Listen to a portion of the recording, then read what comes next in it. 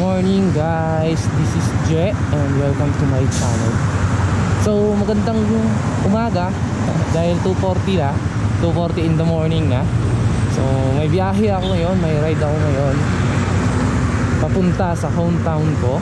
And ngayon, nandito pa lang ako sa Petron sa may Krame, EDSA. So ang ride ko is papuntang Was Albay, Bicol, yun. Sa hometown ko guys. So samahan nyo ako guys mag-ride dahil ako lang mag-isa ang babiyahe dahil wala akong naisama ngayon at wala rin akong OBR. So samahan nyo ako guys. Pero mamaya na ako mag-vlog pag maliwanag na. Kasi sa ngayon, ewan ko lang kung nakikita nyo na maayos. Yan, medyo madilim pa. So pag may araw na, try ko mag-vlog. Mag-vlog ako pag umaga na. So yun guys, take off na ako dito. Mag-full tank na rin ako. Check na ako ng PSI ko. And ready to go na. So let's go!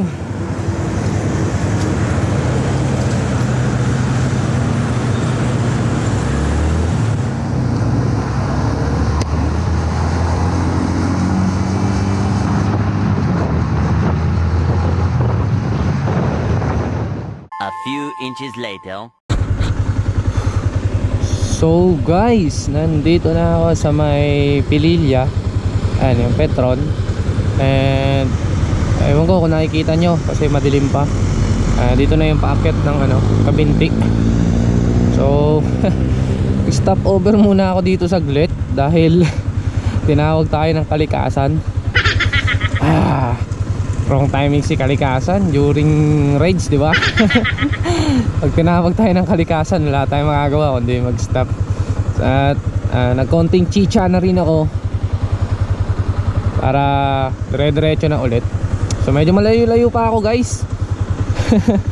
416 km pa ako bago ko marating ang Albay. So guys, update na lang ako sa rides natin. So samahan nyo lang ako guys. So later on, papakita ko kapag may sinag na ng araw yung rides natin. Kasi ngayon madilim pa eh. Wala naman kayo makikita kundi puro dilim lang. Kaya di muna ako mag-re-record. So yun lang guys. See you later. Update ko kayo.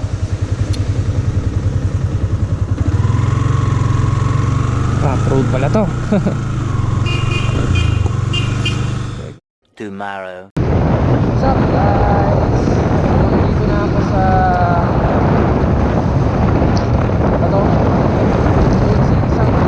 ngayon guys, hindi ako makakapag-vlog or hindi ako masyadong makakapagsalita pag nasa rides ako since puro wind noise ang maririnig nyo. Wala pa kasi tayong external. Guys, enjoy watching na lang muna yung mga montage natin, no? Yan lang muna sa ngayon.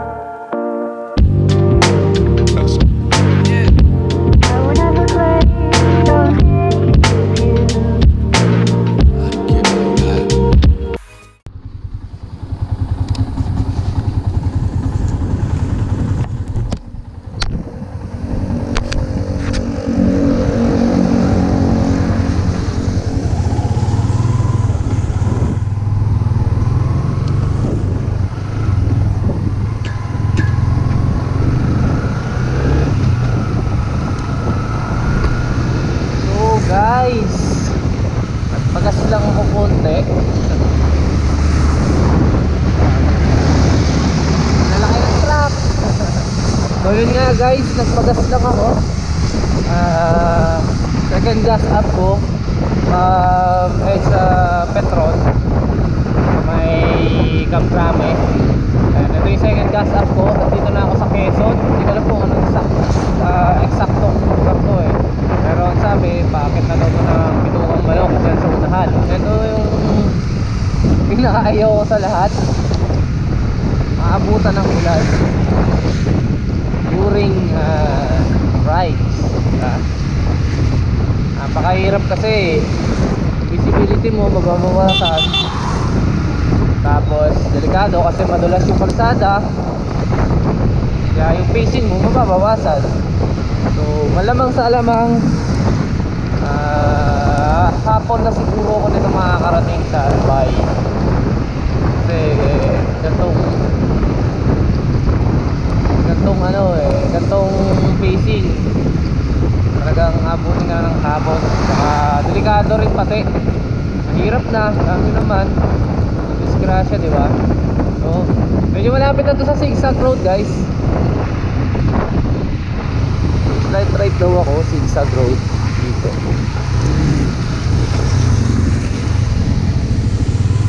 Diyan yung Bitukang Manok. Bitukang Manok. Dito, diretso. Salamat.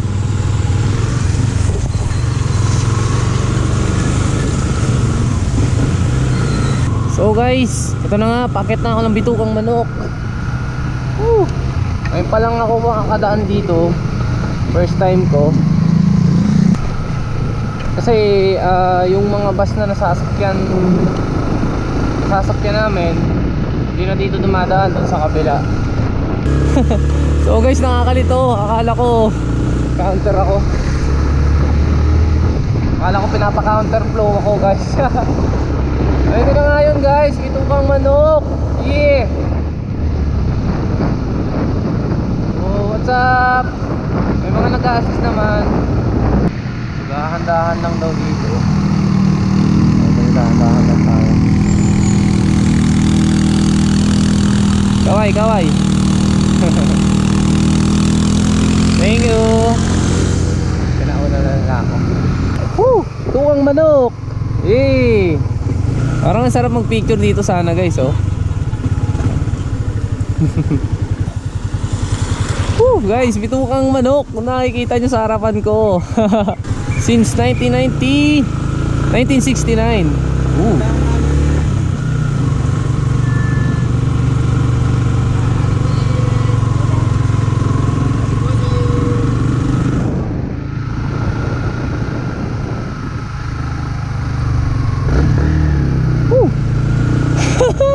Ang tited.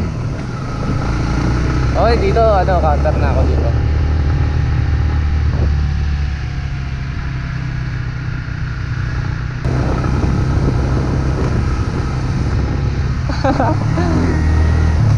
Grabe ang kited. Daan-daan lang, madulas ang kalsada. Yay! Achievement! Bitukang Manok.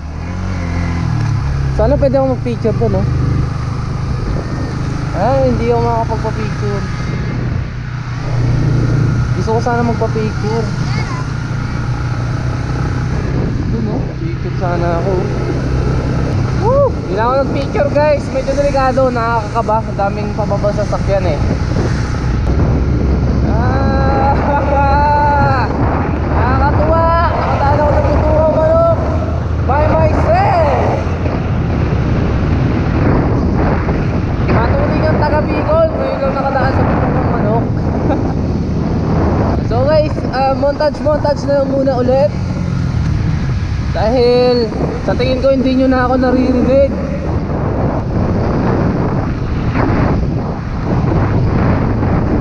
Diretso na muna ako ngayon. Enjoy watching my montage guys. Sana magustuhan nyo.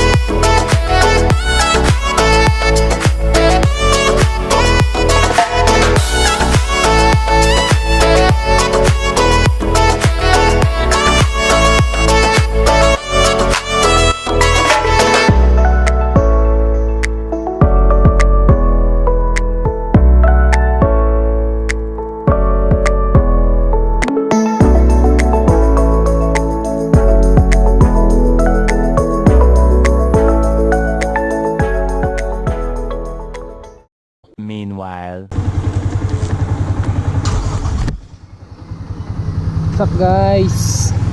So kumain lang ako dito at nag-almusal dito sa Jollibee at Timonan. At ito, biyahe na ulit tayo. Medyo malayo-layo pa guys. Ilang kilometer pa ang tatakbuhin ko. So yun nga, ilang kilometer pa yung tatakbuhin ko.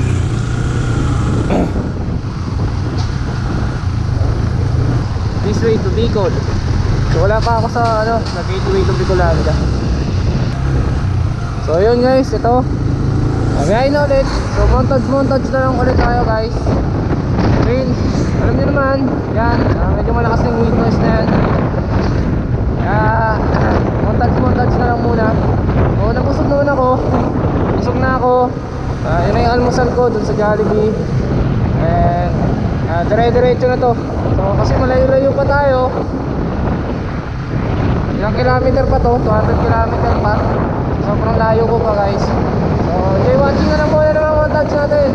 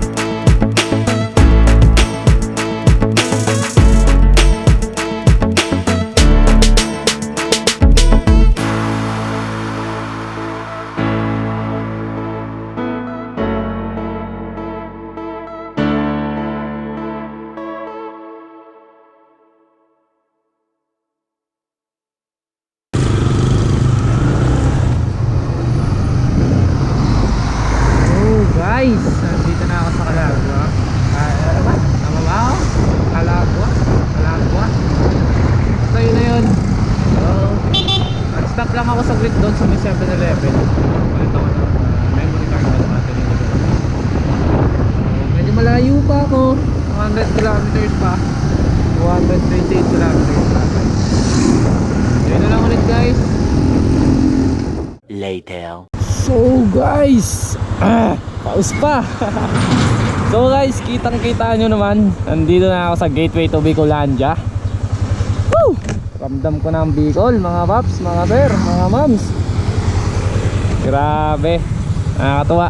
So I'm super safe na nakarating dito sa gateway to Bicolanda. Pero malayo pa to sa bayan ko. So meron pa akong 200 km ulit 208 km para marating ko ang Albay. So thank you Lord, kasi safe ako narating dito sa gateway. So sana gabayan nyo pa ako patungo sa Albay. So yun lang guys, nagpicture lang ako dito saglit at pinagmasdan itong gateway to Bicolanda na to. Actually guys, ngayon lang ako nakapag-picture dito. Ngayon lang ako nagpicture dito kasi alam nyo naman, puro commute kami, nakabus. And wala kaming time pa. Walang time yung bus para mag-stop dito at makapagpa-picture. So yun, meron na ako remembrance sa gateway to Bicolanda. Nakakatuwa talaga. So tara, biyahe na. Samahan nyo ulit ako guys, patungo sa Albay. Woo! Let's go! Back guys, nandito na ako sa Magpatragay.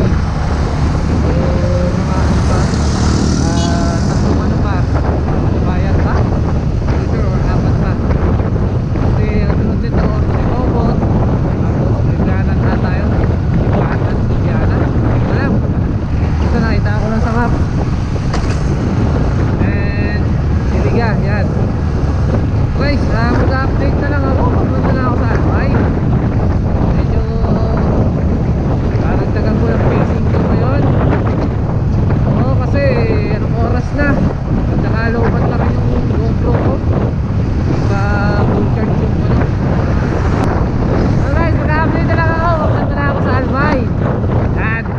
One eternity later. What's up guys? Ayun. Dito na ako sa lugar kung saan dinala ako ng Google Map. Nililis ako sa diver zone ng Yayan. So, papalabas to ng Nabwa. So medyo malapit na ako. Nasa 70 kilometers na lang. Nakarating na ako ng Albay. So ko to sa Google Map eh. Dito ako dinala. Nililis ako sa diver zone ng Naga. Gusto ko pa naman mag-Jollibee. Nanyayan. Anyway guys, share ko lang kanina kasi hindi ako nakapag-record sa bandang sa bandang Sipokot. Walang iya kasi yan, nakakabagot dun. Kawawa yung motor dun. Puro lumak. Puro one way. Mamaya titignan mo yung mags ko kung may basag. Wala eh. Puro lumak. Ang iya. Anyway guys, safe naman ako. Wala naman nangyari. At ito, papalabas na ako ng Nakuha tayo person. Ayan, tutumbukin ko lang to. Itong na to, kalsada na to. Ginagawa pa yung yung iba, parang pinaayos pa.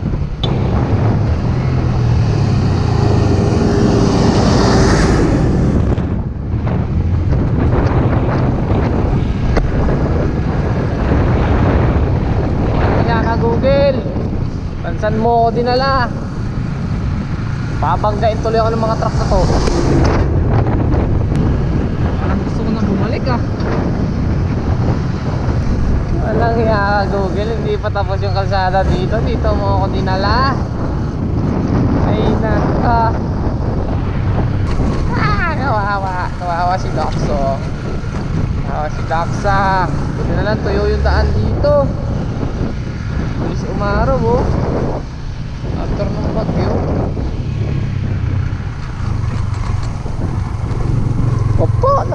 Naku po. Tapos ng mga lubak-lubak sa Sipokot, trap road naman dito sa Nabwa. Kawawa ang aking Doxa. Diyos ko, gaano ka bato. Baka 20 kilometer din.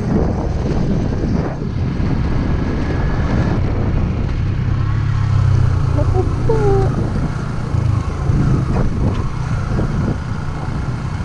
Putay. Mabuti na lang, hindi malam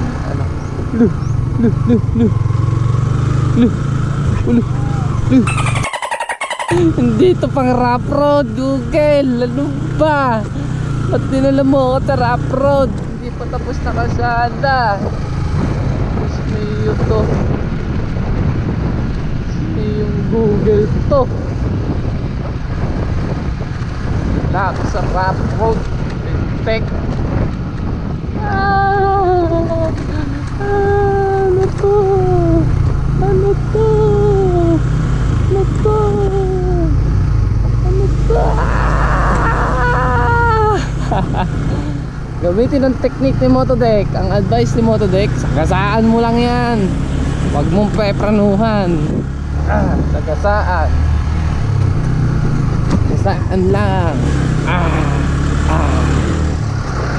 Walang iya. Dumadaan pa talaga dito. Walang iya ka, Google. Ang lupit mo. Bakit naman kasi sinunod pa? Sabi na nga ni bossing na nakausap ko, sundan ko lang kung mga signboard. Huwag kang sundin. Naman kasi napaka-loyal ko sa'yo. Wala bang katapusan to? Wala umuwi.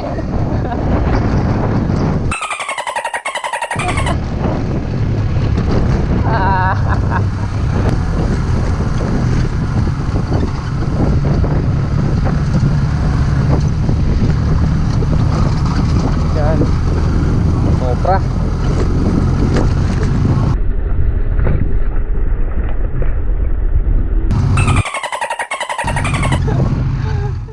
2,000 years later. So yun guys, andito na nga ako sa UAS. Dumating ako kanina ng mga 2:45. Yan. So, tanghali na ako dumating. Gawa ng naulayan tayo sa Timonan. Tapos, traffic sa Sipokot. So, guys, dito na lang yung part 1 ko. Tatry ko mamasyal sa Mayon Skyline. Sa 19. Kasi bukas kasal na nung pinsan ko. And attend lang tayo bilang best man. Yun, diba? So, iwalay ko na lang yung ride ko sa Mayon Skyline. Tapos yung pauwi ko. So, iwalayin ko na lang. Dito ko na tatapusin yung part 1 ng vlog na to, yung ride na to. And ngayon kasi papunta na kami sa bukid, sa bayan namin.